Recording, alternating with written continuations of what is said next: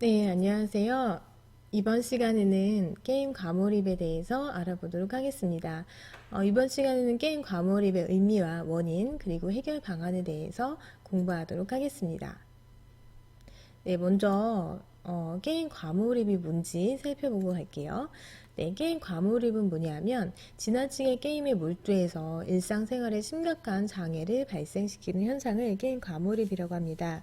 2018년도에 WHO 세계보건기구에서 게임을 중독 현상으로 보기 시작했는데요.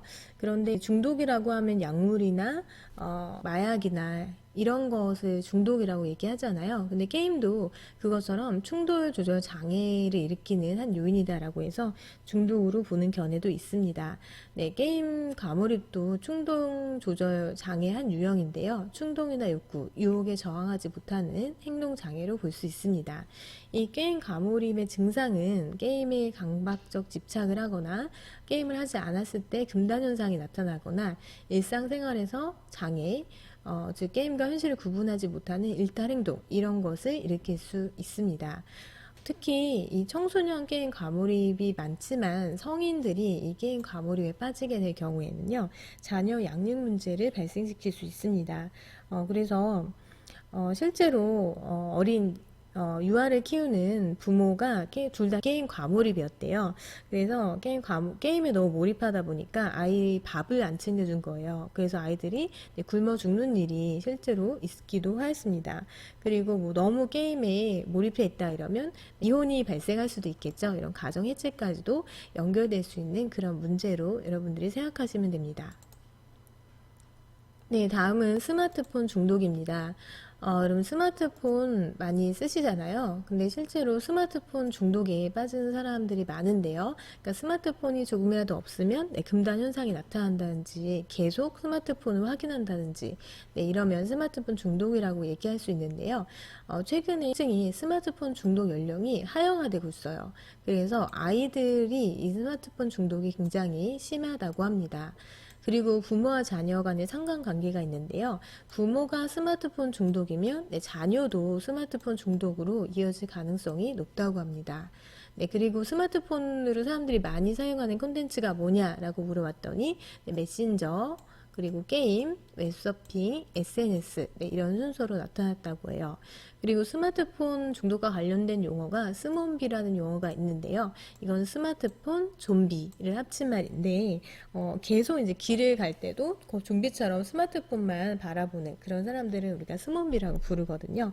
그래서 이런 사람들이 실제로 교통사고를 당한다든지 그런 어떤 피해를 볼 가능성도 굉장히 높다고 해서 스마트폰을 길을 건너거나 운전을 하거나 이럴 때는 당연히 자제해야겠죠. 네, 다음으로 게임 과몰입이 발생하는 원인에 대해서 알아보도록 하겠습니다. 게임 과몰입이 발생하는 원인은 먼저 게임이 너무 재밌어요. 그래서 강력한 흡입력이라고 하는데요. 이 롤플레잉 게임, 특히 온라인상에서 이런 것들은 굉장히 쉽게 빠지게끔 되어 있고요. 그리고 이제 어릴 때부터 디지털 키즈라고 해서 어릴 때부터 우리가 그런 환경에 노출되어 있다 보니까 게임을 하는 것이 굉장히 자연스럽습니다. 그리고 사회 환경적 요인으로는요, 단절된 가족 관계가 좋지 않을수록 게임에 빠지는 사람들이 많다고 합니다. 그래서 이런 것도 원인이 될 수 있고요. 또 우리나라 같은 경우는 입시 위주의 어떤 경쟁, 그런 교육 제도를 실시하다 보니까 학업 스트레스가 굉장히 심해요. 그래서 이런 거를 스트레스를 푸는 탈출구로서 게임을 선택하는 학생들이 많죠. 네, 또 빈약한 여가 문화, 딱히 즐길 어떤 여가 문화가 발달하지 않았기 때문에 이런 게임에 빠지는 경우도 있습니다. 또 개인적인 요인으로 보통 자아 존중감이 낮은 사람들이 게임에 많이 빠진다고 해요. 그리고 주의력 결핍 장애를 가진 사람들도 마찬가지인데요. 평소에는 주의력 결핍인데 이 게임만 하면 굉장히 집중력을 발휘하게 돼서 게임에 빠지는 경우도 있다고 합니다. 그러면 이런 게임 과몰입을 해결하기 위해서는 이 원인을 살펴보면 되겠죠. 먼저 뭐 게임이 너무 재밌어요. 이걸 어떻게 통제할 수는 없고요. 게임 산업도 네, 하나의 큰 문화 산업으로 봐야 되기 때문에 이건 어렵지만 나머지 요인을 개선할 수 있습니다. 먼저 사회 경제적 요인으로 빈약한 여가 문화 활성화시키고요. 또 입시 위주의 어떤 경쟁적인 그런 교육 제도를 좀 개선하는 방법을 생각해 볼 수 있습니다. 그리고 이 단절된 가족 관계를 극복하기 위해서 가정 내 부모와 정서적 교감과 네, 대화를 많이 할 수 있도록 환경을 조성해 줄 필요가 있고요. 또 이 게임의 어떤 과몰입하는 그 고위험군에 대해서는 사실 의학적인 네, 치료가 필요합니다.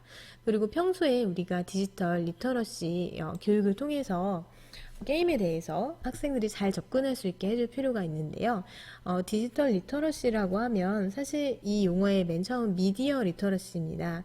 미디어 리터러시는 미디어 이용자의 적극적이고 비판적인 태도를 함양하게 해주는 것을 얘기하는데요. 이거에서 따라서 디지털 리터러시는 이 디지털이 뭔지 그 속성과 구조를 파악하고 디지털의 문법을 제대로 이해하고 사용하는 능력을 의미해요.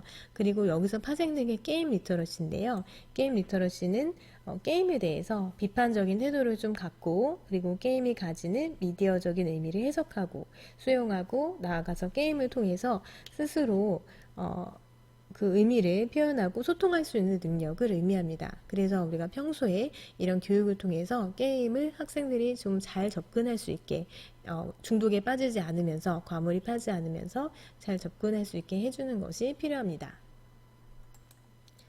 네, 다음은 셧다운 제도에 대해서 알아보도록 하겠습니다. 셧다운 제도라고 들어보셨죠? 여러분들이 경험해 보셨을 수도 있는데요. 이 셧다운 제도는 만 16세 미만의 청소년의 심야, 시간에 인터넷 게임 제공을 제한하는 것을 셧다운 제도라고 합니다. 이 셧다운 제도가 처음 시행됐을 때 굉장히 반대가 심했어요. 청소년들 중심으로. 하지만 네, 이거를 찬성한 것은 이제 정부에서 여성가족부에서 추진한 정책인데요. 청소년의 어떤 게임 과몰입이 너무 심각한 사회 문제이기 때문에 이것을 방지하기 위해서 이 셧다운제를 실시를 했습니다. 그리고 이 게임에 많이 중독되는 이 게임 과몰입하는 학생들이 많으면 일탈 문제가 발생하는 거예요. 뭐 폭력이라든지 네, 등등 문제가 발생해서 이런 문제를 해결하고 또 심야 시간에 게임을 하지 못하기 때문에 학생들이 좀 일찍 잘 수 있겠죠. 그래서 수면 시간을 확보해서 좀 건강하게 성장할 수 있도록 하자라는 목적에서 이 셧다운 제도가 실시됐습니다. 그런데 이 제도가 시행됐을 때 반대 여론이 굉장히 심했는데요. 일단 첫 번째로 청소년의 행복 추구권과 자유권을 박탈하는 제도이다. 그러니까 우리 헌법에 보면은 네, 행복 추구권, 자유권에 대한 내용이 있는데요. 우리는 행복을 추구할 권리가 있죠. 네, 그리고 스스로 의사결정, 국가의 간섭 없이 자신이 원하는 개인의 사생활을 누릴 자유가 있는데 이 셧다운제가 이런 거를 침해한다는 거고요. 그리고 사실 실효성이 없다고 보기도 합니다. 왜냐하면 아이들이 자기 주민등록번호로 접속을 못하면 부모님의 번호를 악용할 수도 있기 때문이죠. 또 우리나라의 이 게임 산업 굉장히 큰 규모의 게임 산업인데 이 게임 산업과 문화를 활성화시키는데 부정적인 영향을 주고 있다 해서 반대 여론이 굉장히 심했고요. 실제로 어떤 청소년이 이 셧다운제가 굉장히 나의 헌법에서 보장된 기본권을 침해한다라고 해서 헌법 소원을 신청을 했습니다. 네, 여러분 헌법 소원이 뭔지 아시죠? 이 어떤 법률이 헌법에 위배되어서 나의 기본권을 침해했을 때 개인이 헌법재판소에 직접 신청하는 것을 헌법소원 심판이라고 해요. 이 경우에는 청소년과 학부모가 헌법소원 심판을 청구를 했는데요. 우리 헌법에 행복추구권이 나와 있다. 네, 헌법이라는 거는 가장 최고의 법이자 기본법이에요. 이 법에 행복추구권의 권리가 보장되어 있는데 이 셧다운제 조항은 청소년 보호법이라는 법률에 들어가 있습니다. 이 법률은 국회에서 만든 거죠. 그런데 이제 법은 위계가 있는데요. 당연히 헌법이 위에 있고 더 상위법이고 법률이 하위법이에요. 그래서 이 법률의 내용은 헌법에 모두 합치가 되어야 하는데요. 근데 이 강제 셧다운 제도가 이 조항이 헌법에 위배된다는 거예요. 이거와 뭔가 맞지 않는다. 그래서 헌법에 위배되었다라고 해서 네, 헌법 소원 심판을 청구를 했습니다. 네, 그래서 우리 헌법재판소가 이것을 이 헌법소원 심판에 대한 결정을 내렸는데요. 어떻게 내렸냐면 합헌, 네, 이 셧다운제는 헌법에 합치된다가 7명, 그리고 위헌이라는 거는 이 법률 셧다운제 조항이 헌법에 위배된다라고 본 거죠. 네, 그 사람이 2명이었어요. 헌법재판소 재판관은 9명인데 이 9명의 재판관 중에 6명의 재판관이 찬성을 해야지만 우리가 위헌 결정이 나옵니다. 그래서 위헌으로 결정이 나오면 이 해당 법률은 헌법에 위배된 것이기 때문에 즉시 효력을 상실해요. 그 해당 법조항이 즉시 삭제가 되거든요. 그런데 이 셧다운제의 경우에는 헌법소원 심판 결과 합헌이 나왔어요.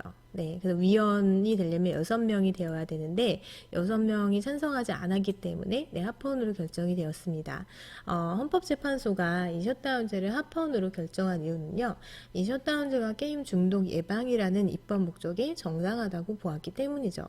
그래서 물론 개인의 어떤 행복 추구권과 자유권을 제한을 하지만 그 제한의 정도가 공익적인 목적인 네, 게임 과몰입 방지라는 더 큰 공익을 실현하기 위한 거기 때문에 이 셧다운제는 네, 헌법에 합치된다라고 해서 합헌 결정을 내렸습니다. 네, 이 내용은 선생님이 참고로 설명을 드렸습니다. 네, 이제 마지막으로 게임 과몰입 관련 논문을 살펴볼 건데요. 이건 다음 시간에 논문 분석을 하도록 하겠습니다. 선생님이 찾아본 논문이 4가지가 있어요. 근데 이 4가지 논문을 선택하는 기준은 일단 최신 논문인지를 먼저 봤고요. 네, 2019년과 2020년 사이에 나온 논문이고 또 이 게임 과몰입, 어떤 청소년의 게임 과몰입을 주제로 한 논문인지를 보고 일부 논문을 선정을 하였습니다. 그래서 지금 4가지 논문이 있는데요. 첫 번째 논문은 2019년에 나왔는데 이 게임 이용이 청소년의 정신 건강과 학업 성취도에 어떤 영향을 미치냐를 연구한 논문이 있습니다. 근데 이 논문은 선생님이 보니까 굉장히 길어요. 일단 페이지가 굉장히 많고요. 이 논문 분석 방법도 상당히 어려워서 우리가 접근하기에는 조금 적합하지 않을 것 같습니다. 네. 그리고 두 번째 논문은 곽효정, 강상준의 2020년 가장 최근 논문인데요. 이 청소년의 우울, 이 인터넷 게임 중독과 이 게임 과몰입뿐만 아니라 SNS 중독 경향성에 미치는 영향을 연구한 논문입니다. 선생님이 보니까 이 논문은요, 여러분들이 한번 읽고 분석하기에 굉장히 적합해요. 우리가 배웠던 연구 절차에 잘 맞춰서 논문이 쓰여져 있거든요. 또 이제 가설이 있고 그 가설을 검증하는 방식으로 논문이 이루어졌기 때문에 우리가 보면서 네, 분석을 해보면 좋을 것 같습니다. 세 번째 논문은 고등학생들의 스마트폰 중독과 사용 현황, 어떤 전반적인 현황을 다룬 논문이고요. 네 번째 논문은 부모의 양육 태도와 이 게임 과몰입은 어떤 관계가 있는지 네, 이것을 연구한 논문입니다.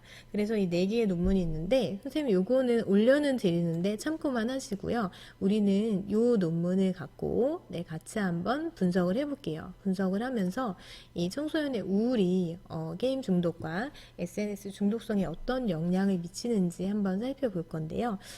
다음 시간에 선생님이 논문 분석을 하는 방법을 알려드릴 거예요. 그럼 여러분들은 그 틀에 맞춰서 이 논문을 PDF 파일로 올려드릴 테니까 한 장으로 분석을 해보도록 하겠습니다. 그리고 이것을 여러분들이 그 사회문제 탐구 보고서를 작성할 때 선행 연구로 삼아서 보시면 좋을 것 같아요. 네, 그러면 다음 시간에 게임과 관련된 논문으로 만나도록 하겠습니다. 네, 수고하셨습니다.